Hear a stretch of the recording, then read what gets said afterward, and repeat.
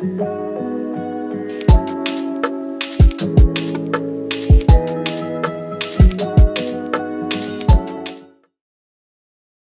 everyone, and I welcome you all in another episode of Life Upside Down. Thank you so much for joining in again in this journey of self love and growth. And I really appreciate you being here and listening to my podcast. So, in today's episode, I'm going to take up a topic which is personally really close to my heart and which is something I really love. So, today, let's talk about creativity. Let's talk about what is creativity, what drives it, and how do we actually stay connected to our creative self, and what is creative living. So, I am personally by profession an interior architect and designer, and I can say that I am professionally a creative person as well as personally. But creativity is not limited to your profession. You can still live a creative life even though you might not have a professionally creative career. So, I feel like creative living is beyond your profession. It is something that fuels you and makes you happy. Creativity is something that is coming from within, from your soul, and something that really motivates you and pushes you to do something different and unique with your life. So, when we say creativity, a lot of times only the basic things come to our mind. For example, when I say creative, the first thing that comes to most people's mind is performing arts or fine arts. And performing arts is dancing and singing or anything related to that, and fine arts is painting, sculpture, and all of those things. But those are not the only creative things. Those are not the only definition of a creative life. Creative life goes beyond that. Creative living is in a lot of other things. And if you're doing something other than your profession, and if you're putting an extra effort into doing that, then it probably is your creative side. Then it probably is driving or fueling your creativity. So let's talk about what fuels creativity. Initially, I used to believe that creativity is fueled by passion. And if you're passionate, you're creative. And if you're not passionate, then creativity cannot come to you. That's what I used to believe, and that's what I used to follow. I used to think that I have come to become a really passionate person, and that is why I am still connected to my creative side. But recently, I was reading this book, Big Magic by Elizabeth Gilbert, and that really changed and evolved my perspective towards what creative living is and towards how can you think otherwise as well. And I feel like now I have a clearer idea of what creativity really stands for, and you don't necessarily have to always 24/7 feel passionate about something that you're doing. Sometimes we all go through mental blocks, sometimes we all feel demotivated, and we all feel like we don't want to do it anymore. And that doesn't mean that you're not creative anymore. Creativity is way beyond all of that. So, when I talk about passion, passion is something that comes magically and it stays, and being passionate is not even a talent that you're born with. Passion is something that you can build in yourself if you keep pushing yourself, if you keep doing things which really inspire you or which really gives life to your soul, you automatically start becoming more passionate in your life. And that can obviously drive your creative life, and that can obviously be a seed into your creative self. But in case you're in those days where you're not feeling your true self, wherein you're not feeling creative enough and you're feeling demotivated, you feel like, no, there's something missing, if you're feeling that I'm not completely giving my 100% to my creative self, and that really is a major factor, especially to the ones who are actually pursuing creative careers. For example, I can speak for myself, and a lot of times I go through major mental blocks, major creativity blocks, and I'm not able to really think of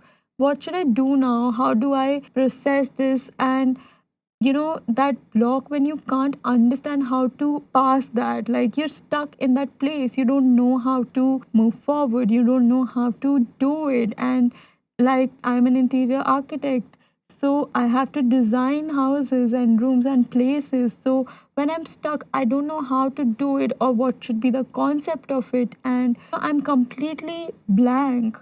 Those days are the worst part of the concept building stage for me, because I don't know how to process, I don't know how to move forward with it. And those kind of creative blocks are not limited to just professionals, but also people who are living a creative life beyond their professions. So you can feel like you're in that zone where you don't know whether you're giving your 100% to yourself or not. And you can feel like that whatever you're doing is not justifying the kind of capacity that you have. You are way more capable than what you're giving. And those things come really often in your head. Those things are really common, but that shouldn't stop you. So, what fuels creativity is not just passion, but also curiosity. So, when you're feeling a mental block, when you're not feeling passionate enough, you have to shift your focus into being curious. You have to ask yourself that what is it that you're looking for? What is it that you want to do? What is it that drives you crazy, that actually fuels you, and which actually fuels your creativity and your passion? So you have to shift to the curious side of the story rather than waiting for that one spark to magically appear in your life and for that one moment when you start feeling passionate again about something that you're going to do. So, what you can do for yourself is that you, instead of waiting for that perfect time when you actually get inspired by something and do something amazing, you have to shift and imagine yourself into a different scenario. You have to change your perspective about the whole situation, and you have to start thinking in a way wherein you actually fuel your creativity with curiosity instead of just passion.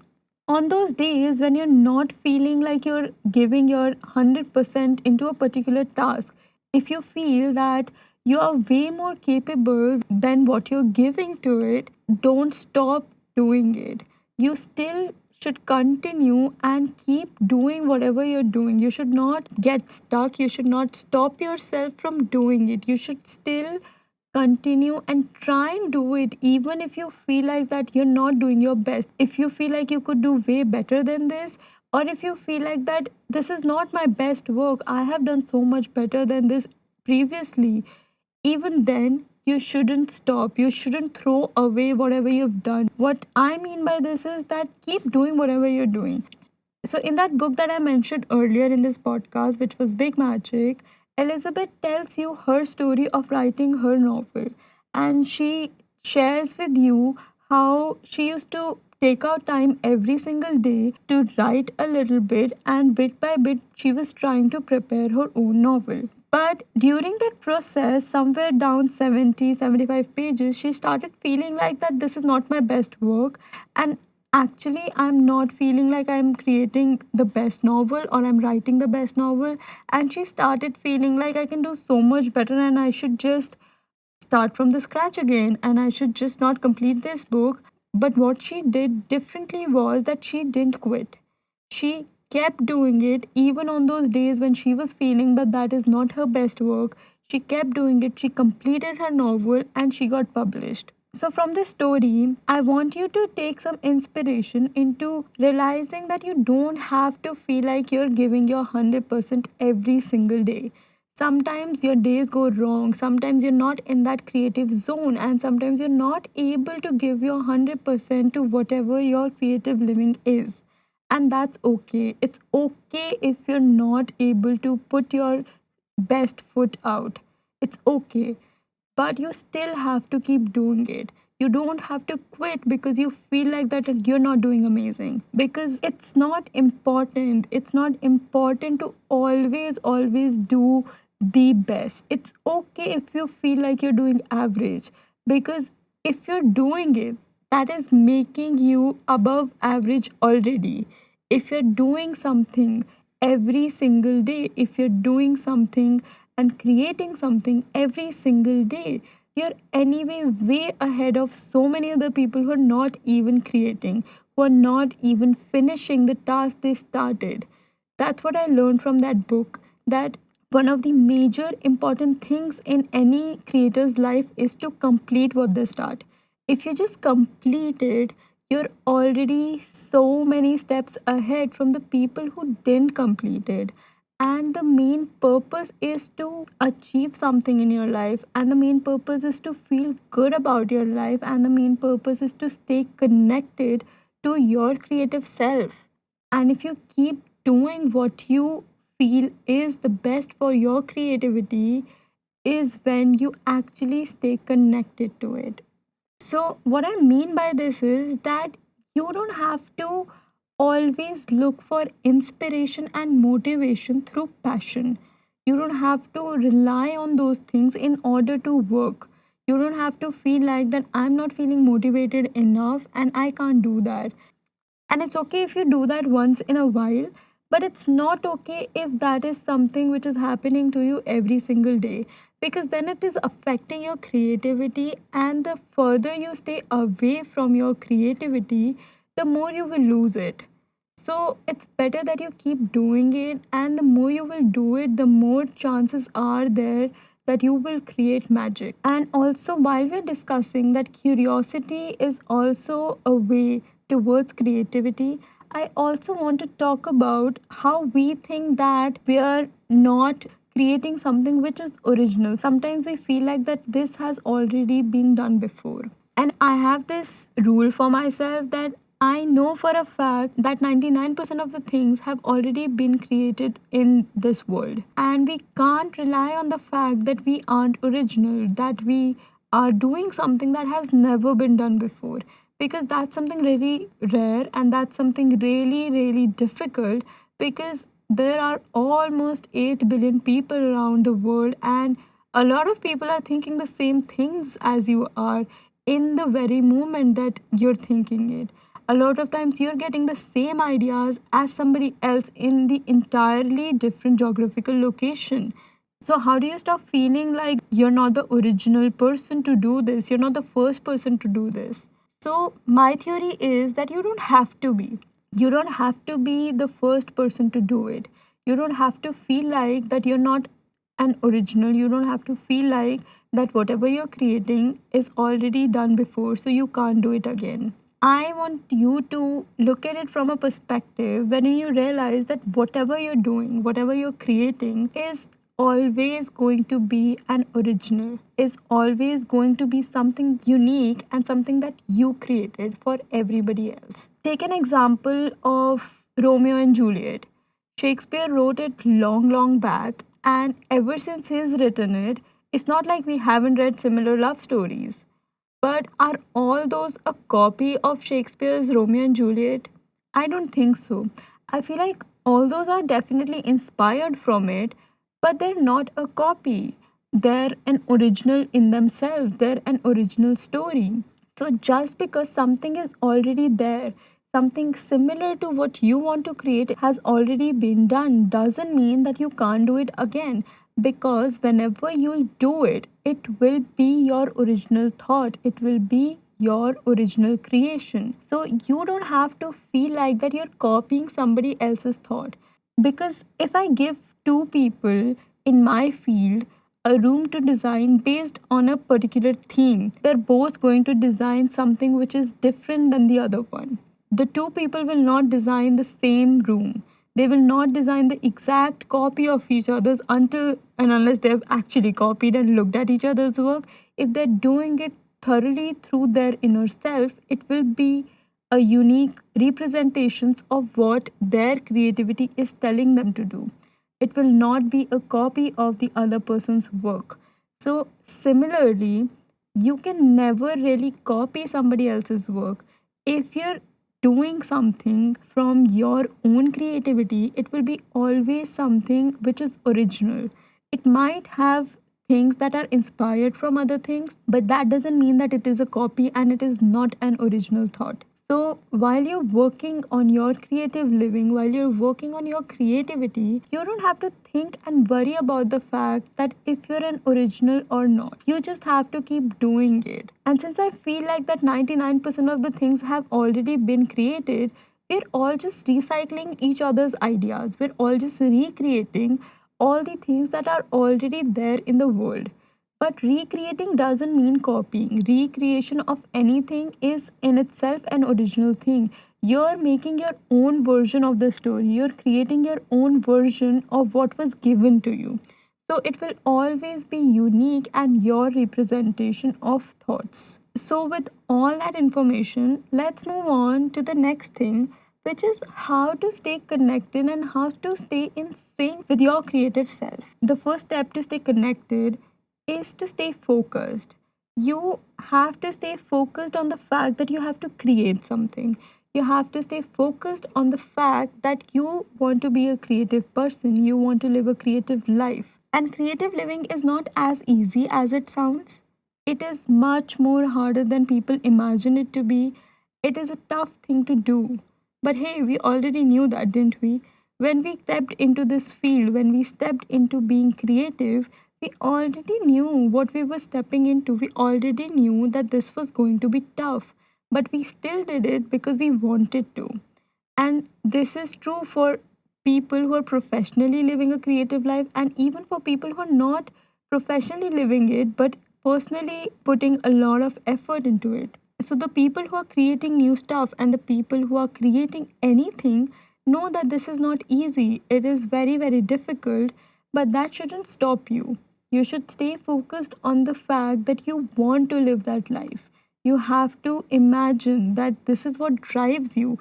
You have to manifest into it, and you have to keep thinking about that this is what I want to do. This is what drives me, and this is something that I don't want to give up on. The second thing is do it every single day. Even if you don't want to do it, even on your worst days, try and take out some amount of time and give it to your creative self. So, if you're a painter, paint every single day. Even on the days that you don't feel like painting, even on the days where you feel like that you're creating something very, very average and something which is not good enough, paint even on your worst days. Keep creating, keep doing it every single day, and that will refine you. That will make your creativity a part of you. It will be like a part of your soul, and you will be connected to it. So do it even on the days when you don't feel like doing it. Don't give up on it. Keep doing it every day. Make it a part of your routine. Make it a habit. So it is not important that you do it for hours and hours and hours. It's okay if you do it for a little bit of time, but do it every single day. Stay connected to your creativity, because, as I said earlier, the farther you stay away, the more you will lose it. So, stay connected as much as you can. So, the third point is overcome creative blocks by working. As I said in my second point, that do it every day. Keep creating even when you don't feel like it. So, even on the days when you feel like that you're facing a creative or mental block, you still should keep doing it. You should create something. It's okay if it is not the best thing that you have created.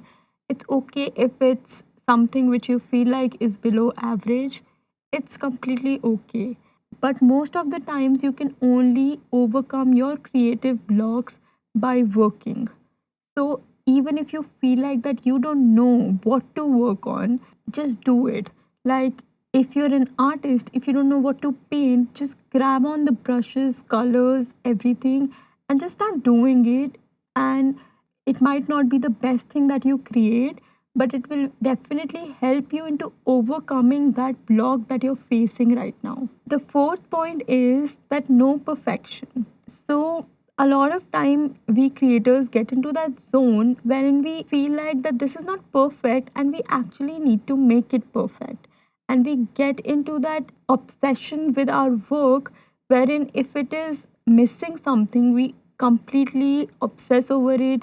We keep thinking about it, we keep recreating the same thing again and again until we feel like it is perfect, and that day never really comes because nothing is going to be perfect, because nothing is perfect. So at some point you have to give yourself a target that okay, I'm going to spend this and this time on this thing, and whatever the outcome is, however it is, I'm probably going to do one revision or maybe two, and that's it. And then I'm going to move on.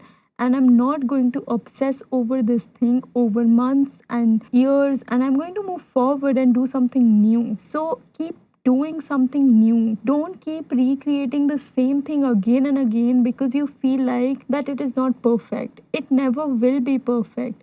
And I feel like that I myself have never created anything which I can say that is 100% perfect. If I look at whatever work that I've done till date, I can find flaws immediately. I can see that what I did wrong and where I could improve immediately. I know those things, I can see those things. But that doesn't mean that I go back and recreate it. What's done is done. For us creators, it is very important to know when to stop. We need to stop obsessing over our old work and start creating something new, start working on something new. So, if you're designing something, in my case, if I have done it and if I've done a couple of revisions over it, I just stop doing it. Even if I feel like that, yes, I know that I could do much, much better than this, it's okay. Just leave it and do something else. Start creating a new thing, start working on something new, take up a new project and work on that. Don't obsess over the same thing over and over again. The last point is that be curious. As we discussed, that a lot of times passion is missing. A lot of times we don't feel motivated enough. That's where curiosity comes into play.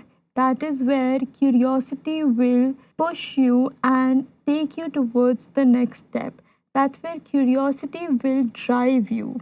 So be curious, question things, look into different things. If you're an artist, if you paint, don't just think about painting all the time. Take up new experiments, do different things, do things that are not directly related to what you actually do. So if you're a painter, doesn't necessarily mean that you always just paint. Take up new projects, do something different, do something unique, maybe write, maybe read, do something which is not related to your work. Take breaks into other creative things and attend different workshops, maybe give yourself exposure of different creative fields, and that actually really helps you. So let your curiosity drive your creative life when your passion is missing. Be curious enough to question everything. Be curious to know that what is that I want to do with my life? What is that thing that I really want to discover right now? So when you're stuck, when you don't know how to move forward, ask yourself these questions, and maybe the answer will be something very vague. Maybe the answer will not something which will be directly related to your career or your creative living. But that's okay because you can obviously take detours. You can obviously visit different creative lives to explore your creativity and expand it.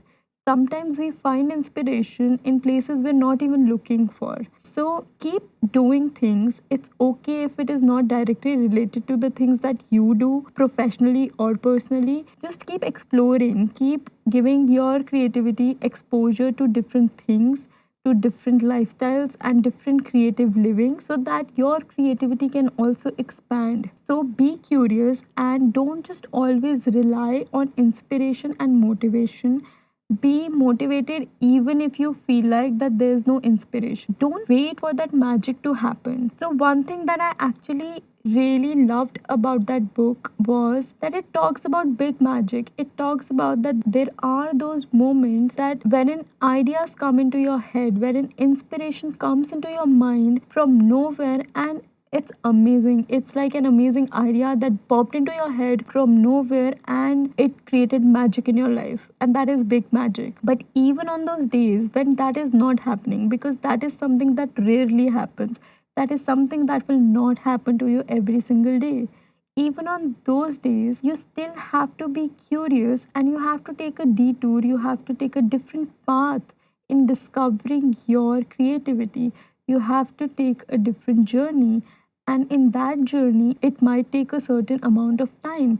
It might be a longer path, but it still is big magic. It still is magical and it still is as passionate as the other path that was much more easier. So, yeah, just be curious and keep creating and doing the things that actually help you in rejuvenating your creativity.